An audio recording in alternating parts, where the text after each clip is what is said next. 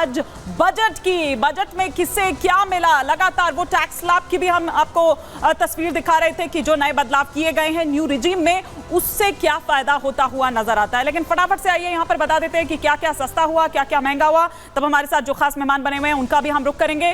क्या क्या सस्ता हुआ है, सबसे पहले इस पर आ जाते हैं, क्योंकि जो भी आम लोग हैं वो सबसे पहले यही देखते हैं कि भाई क्या क्या सस्ता हुआ है।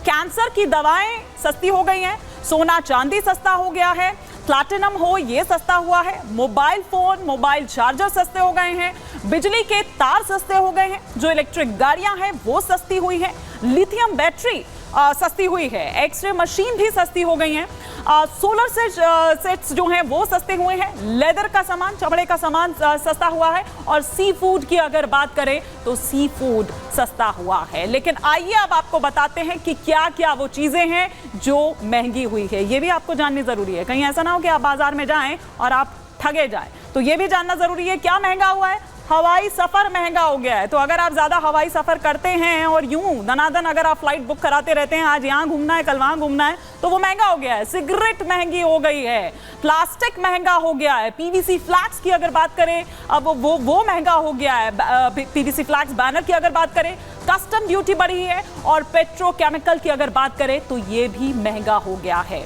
प्लास्टिक सामान की अगर बात करें तो उस पर आयात शुल्क जो है वो बढ़ा दिया गया है। पेट्रोकेमिकल अमोनियम नाइट्रेट पर कस्टम ड्यूटी बढ़ा दी गई है। पीवीसी की बात करें, इंपोर्ट घटाने के लिए 10 से 25% का इजाफा किया गया है। और जैसा कि पहले भी मैंने कहा कि हवाई सफर महंगा हो गया है, सिगरेट महंगी हो गई है। तो ये सिलसिलेवार तरीके से हमने आपको दिखाई। एक बार पहले यहां पर देख लेते हैं कि मध्य प्रदेश के मुख्यमंत्री क्या कुछ कह रहे हैं। भारत की चमक और महंगाई दर पर कंट्रोल करने की जो भावना है वो परिलक्षित होती है। खास करके सरकार की 9 सूत्री योजना जो प्रस्तुत की गई, जिसमें कृषि उत्पादकता, रोजगार और कौशल प्रशिक्षण, आर्थिक विकास, समावेशी मानव संसाधन विकास और सामाजिक न्याय पर उनने पूरा बजट केंद्रित किया है। निश्चित रूप से यशस्वी प्रधानमंत्री के नेतृत्व में भारत दुनिया में अपनी एक नई पहचान कायम करेगा। ये बजट मध्य प्रदेश को भी अपने विकास के साथ कदम से कदम मिलाने के लिए मौका देगा। तीसरी बार मोदी सरकार के बाद का बजट शानदार है, जानदार है, जोरदार है, गरीबों के लिए समर्पित है, किसानों के लिए समर्पित है, महिलाओं के लिए समर्पित है, युवाओं के लिए समर्पित है, और देश को तीसरी अर्थव्यवस्था बनाने की एक मजबूत नींव रखने का काम किया गया है। विपक्ष केवल जब कोई मुद्दा नहीं होता है तो बजट की आलोचना करने का केवल फैशन निभा रहा है, बाकी विपक्ष के पास कोई बजट में कमी निकालने लायक कुछ भी नहीं है। वित्त मंत्री निर्मला सीतारमण जी ने जो बजट प्रस्तुत किया, हम कह सकते हैं आधुनिक भारत के निर्माण में सहायक सिद्ध होगा।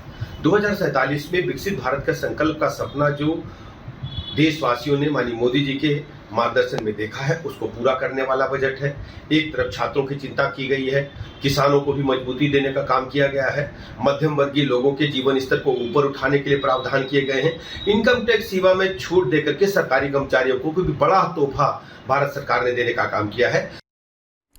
तो यहाँ आपने सुना मध्य प्रदेश के मुख्यमंत्री और उत्तर प्रदेश के डिप्टी सीएम से यहाँ पर बात कर रहे थे, बता रहे थे कि विपक्ष किस तरह से रोता रहता है, उसको रास नहीं आया। हमारे साथ 2 खास मेहमान बने हुए हैं। इकोनॉमिस्ट आकाश जिंदल जी इस वक्त हमारे साथ हैं, कर्नल शैलेंद्र सिंह इस वक्त हमारे साथ हैं। आकाश जिंदल जी, आप ही से थोड़ा समझने की कोशिश करते हैं। यहाँ पर प्रतिक्रियाएं आ रही है और ये कहा जा रहा है कि विपक्ष रो रहा है, विपक्ष को रास नहीं आया। लेकिन ऐसा नहीं है कि विपक्ष को रास नहीं आया है, सिर्फ विपक्ष को रास नहीं आया, ऐसा नहीं है, बाजार को भी रास नहीं आया। आपने देखा कि कैसे धड़ाम हुआ, ठीक है बाद में उठा लेकिन धड़ाम हो गया। देखिए, सबसे पहले बता दूं, इनकम टैक्स में जो एग्जम्पशंस दी गई हैं वो बाजार को डेफिनेटली रास आएगा। देखिए होता क्या है, बाजार एक बार नी जर्क रिएक्शन देता है। बाजार देख रहा था कैपिटल गेन्स को, बाजार देख रहा था F&O को, तो कहीं ना कहीं बाजार की देखें वो संभलेगा, क्योंकि कॉर्पोरेट सेक्टर के लिए बहुत बहुत फायदा होने वाला है। जिस तरह का कैपेक्स, एक बहुत ही wonderful capex 11 lakh crore corporate India को बहुत बेनिफिट देगा। मिडिल क्लास की बात करें, सैलरीड क्लास की बात करें, बहुत बढ़िया तोहफा दिया गया है उनके। सैलरीड को भी ऐसा कोई तोहफा नहीं दिया गया। स्टैंडर्ड डिडक्शन आप छोड़ दीजिए तो ऐसा कुछ नहीं दिया गया उसमें तोहफा। स्टैंडर्ड टैक्स एक्सपर्ट्स ने सरकार को ये कहा भी था कि बोझ थोड़ा सा कम करिए, लेकिन लगता नहीं कि सरकार ने वो देखा है। जी मैं आपको बताऊं, देखिए सरकार के पास जो लिमिटेड फंड्स थे उन्हीं का उपयोग करना था। सरकार के पास, जैसे आप जानती हैं, आप तो बहुत नॉलेजेबल एंकर हैं, एक लिमिटेड फंड्स थे, उन फंड्स का कितना अच्छे तरीके से प्रयोग किया जाए वो सरकार को देखना था। मेरा ये मानना है कि सरकार ने उन लिमिटेड फंड्स को बहुत अच्छे से यूज किया है कि सैलरी क्लास, मिडिल क्लास को ज्यादा से ज्यादा बेनिफिट दिया जाए। स्टैंडर्ड डिडक्शन में बेनिफिट दी गई है। न्यू टैक्स रिजीम जो यंग टैक्स पेयर्स में बहुत पॉपुलर हो रहा है, वहां जो है बेनिफिट दिया गया है ताकि आम आदमी के हाथ में पैसा आए। और ये मैं बता देता हूं, मेरी ऑर्गेनाइजेशन आकाशनिंदल.in की कैलकुलेशन है, जितना टैक्स सरकार इससे फोरगो करेगी उससे ज्यादा कंजम्पशन बढ़ेगी, मिडिल क्लास जाके बाजार में खर्चा करेगा, उससे कहीं ज्यादा जाके फायदा हो जाएगा। और कॉर्पोरेट सेक्टर भी अल्टीमेटली इस बजट को एंजॉय करेगा, क्योंकि कैपिटल एक्सपेंडिचर का मतलब क्या है? मैन्युफैक्चरिंग का बहुत बड़ा बूम। आपको बता दूं हिमानी जी, चाइना आज कमजोर पड़ रहा है, तो ऐसे में मैन्युफैक्चरिंग में हिंदुस्तान के लिए तरक्की करने का बहुत बहुत बढ़िया समय है। एम्प्लॉयमेंट अपॉर्चुनिटीज, 10 सेकंड और लूंगा, एम्प्लॉयमेंट अपॉर्चुनिटीज मैसिवली जनरेट होंगी। विपक्ष को ये बता दूं, पूरे सम्मान के साथ विपक्ष ने इलेक्शन में इसको उठाया था, मैसिव एम्प्लॉयमेंट अपॉर्चुनिटीज जनरेट होंगी। साथ ही साथ जो है महिलाओं के लिए खासकर सोना सस्ता कर दिया गया है और कैंसर मेडिसिन जो सस्ती कर दी गई है। ओवरऑल जो हमारे कैंसर पेशेंट है उनके लिए काफी अच्छी चीज रहेगी। ठीक है। इलेक्ट्रिक व्हीकल्स सस्ते करने से क्या है, पेट्रोल डीजल पे एलोकेशन कम होगी, साथ ही साथ पॉल्यूशन से भी रिलीफ मिलेगा। उसके अलावा स्टूडेंट्स के लिए जो एजुकेशन लोन 10 लाख तक कर दिया गया है और उसके सब्सिडी दी गई है 3% तक की कुछ केसेस में। बहुत बढ़िया चीज है। यूएस तो अभी ये चीजें डिस्कस ही कर रहा है कि स्टूडेंट्स के लिए एजुकेशन लोन पे क्या करें। हिंदुस्तान ने करके दिखा दिया। साथ ही साथ सबसे बड़ी बात, विपक्ष को हाथ जोड़ के बताना चाहता हूं पूरे सम्मान के साथ, डेफिसिट का टारगेट रखा गया है सर 4.5%, यानी लोगों को खुश भी कर दिया, सबका फायदा भी कर दिया, सबका भला भी कर दिया।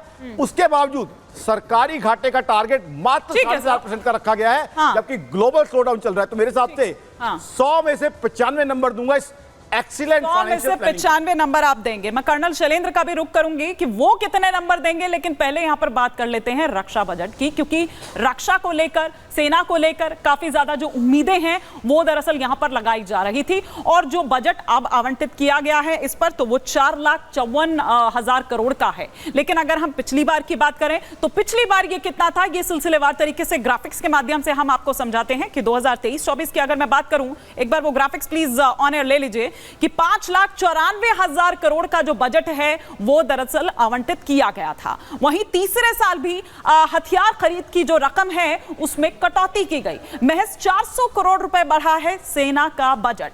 67% अगर सैलरी की यहां पर बात करें, पेंशन पर ये खर्च है। रेवेन्यू बजट, क्योंकि देखिए 3 भागों में होता है और कर्नल शैलेंद्र ज्यादा बेहतर तरीके से उसको वहां पर बताएंगे। रेवेन्यू बजट की बात करें तो वहां सैलरी बांटने के लिए बजट का 45%। कैपिटल बजट की अगर बात करें, हमने 3 भागों में यहां पर बांट दिया। कैपिटल बजट की बात करें तो हथियार खरीदने के लिए 27.6% बजट, और वहीं पेंशन बजट की बात करें तो सिर्फ 3,000 करोड़ का इजाफा हुआ है। और अगर हम बात करें यहां रक्षा मंत्रालय के इस बजट की, तो 2,951,000 करोड़ रुपए का जो इजाफा है वो दरअसल हुआ है। लेकिन